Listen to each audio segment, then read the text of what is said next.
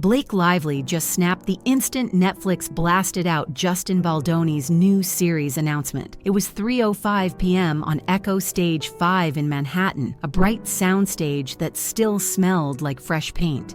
One second, Blake was taping a cheery, feel-good podcast. The next, a producer leaned in and whispered, "Netflix picked Baldoni."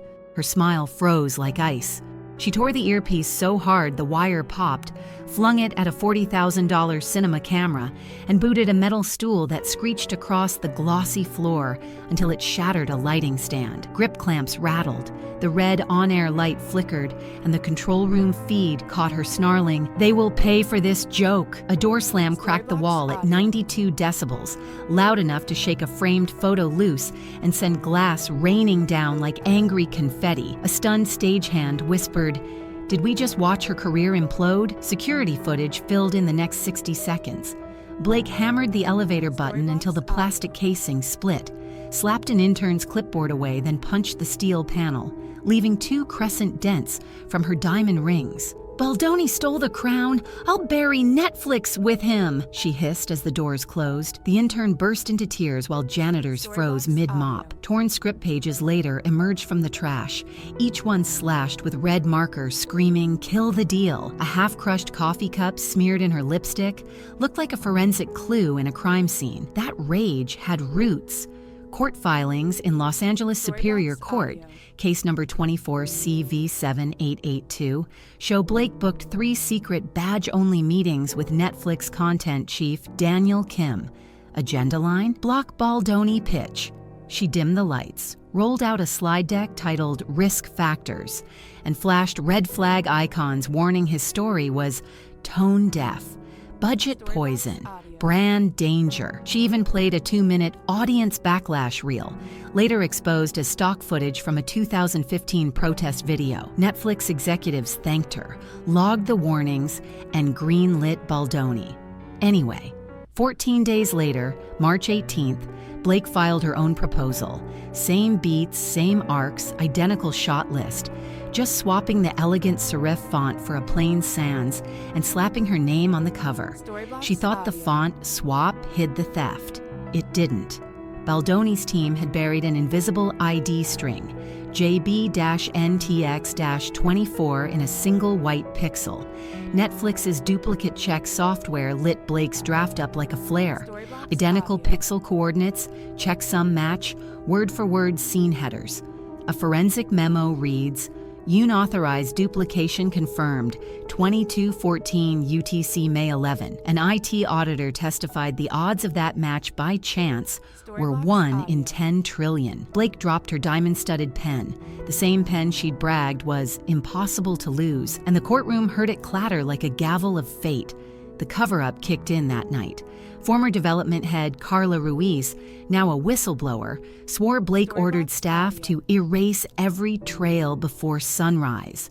Shredders roared until they tripped a breaker and plunged the office into darkness. Ruiz remembered Blake's ice-cold threat, "If one log ties this to me, you're done." Those words sit on deposition page 87, lines 12 to 18, shredding Blake's later plea of parallel inspiration. Interns confessed to hauling 15 trash bags of confetti-sized paper to a private dumpster at 4 a.m., their hands blistered from panic. Damage detonated across her brand empire. At the Fleuret Fragrance Gala on June 3rd, the CEO was handed the forensic memo mid-dessert. He stood, made one silent call, and by dawn, Blake's 10-story perfume mural on Fifth Avenue was gutted to bare glass. Tourists filmed crews peeling her giant face like old wallpaper, racking up 2 million views by lunch. Luxury watchmaker Cavalier blasted an email. "Contract void, $4.8 million clawback, no negotiations." Market analysts cheered as Cavalier's stock jumped 3%. Behind the scenes, 5 minor sponsors followed, each issuing identical phrases: value alignment, integrity first, code for stay away from the fire. That same morning, Baldoni's legal team filed an emergency motion. Judge Elena Rivera read the stack, looked at the watermark charts, and stamped a restraining order in 9 minutes. Defendant Lively, no contact with Netflix personnel. Courthouse clerks said they'd never seen paper move so fast. Netflix issued a company-wide alert. Forward all Blake messages to legal. No reply. Her favorite communication channel slammed shut like prison bars, while Baldoni's pre-production sprinted ahead untouched. Blake tried to fight back online. She drafted a teary Instagram caption blaming industry politics. PR consultants begged her to wait. One rogue intern scheduled the post anyway. Viewers skewered the statement in real time, noting the timestamp matched courtroom testimony about her sabotage. #, Baldonillied trended, only it wasn't Baldoni. Within hours, the tag flipped. #, Bluff by Blake rocketed past 1 million mentions, each meme harsher than the last. Photoshopped risk factor slides taped to her red carpet gowns. Her last shield shattered when ex-manager Miles Chen produced a thumb drive she had ordered destroyed. Audio dated April 24th captured her staging a press leak. I adore Justin, but viewers might find his angle unsettling. The file name, soft_v3.mp3. Metadata pinned the recording to her home studio's green room. 2:17 p.m. security footage confirmed she was there, in a silk robe, sipping branded champagne. Hughes Law Review called it textbook malicious interference. Reporters inside the courtroom tweeted the temperature felt 20 degrees colder. Hollywood's money machine revolted.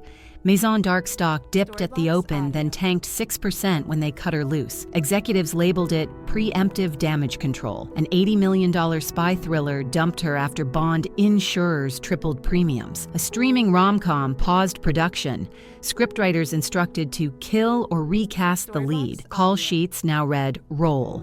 TBD recasting in progress. Wardrobe teams boxed her designer costumes, shipping them to an archive facility nicknamed the Icebox. Insurance actuaries started using the phrase lively risk factor. Even her household turned into a legal battlefield. Leaked minutes show Ryan Reynolds' petition to ring-fence his gin empire and Wrexham football holdings from Blake's liabilities.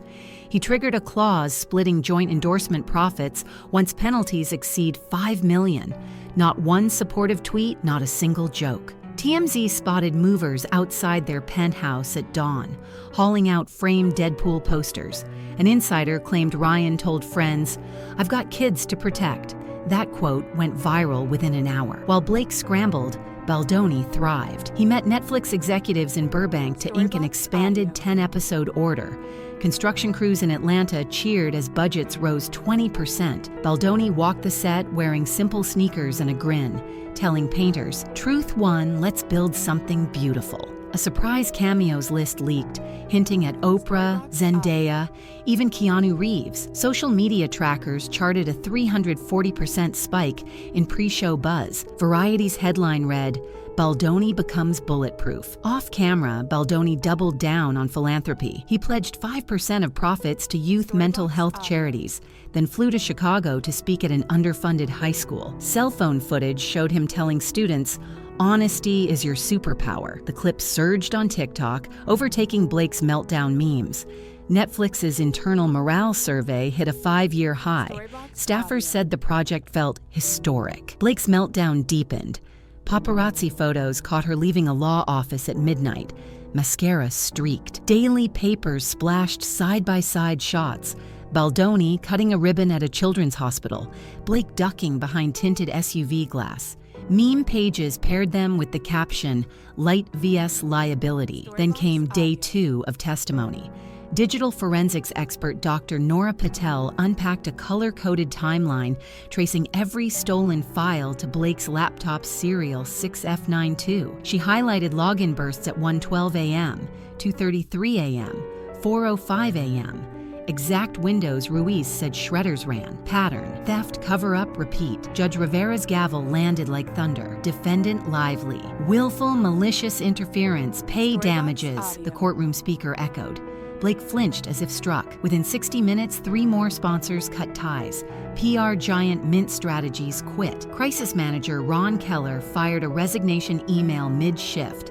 "Client lied. We're done." Alerts flooded Blake's phone so fast the battery died. She sat in darkness, termination emails stacking like tombstones. Across town, billboards that once featured her fragrance ad now displayed blank white panels. Under a gentle afternoon sun, Justin Baldoni stepped onto the courthouse steps. He clasped his hands, offered a calm smile, and spoke one line: "Truth wins. Kindness next." Reporters noted his voice carried further than any shout. He didn't gloat.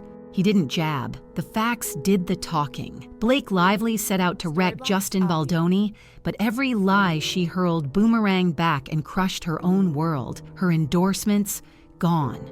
Her roles, canceled. Her image, shattered. Social trackers show her follower count free-falling by the minute. Agents whisper her name like a cautionary tale. Meanwhile, Baldoni stands taller than ever. Series funded, fans energized, courted by studios eager to ride the wave of integrity. Proof, stamped forever, that honesty outshines deceit every single time.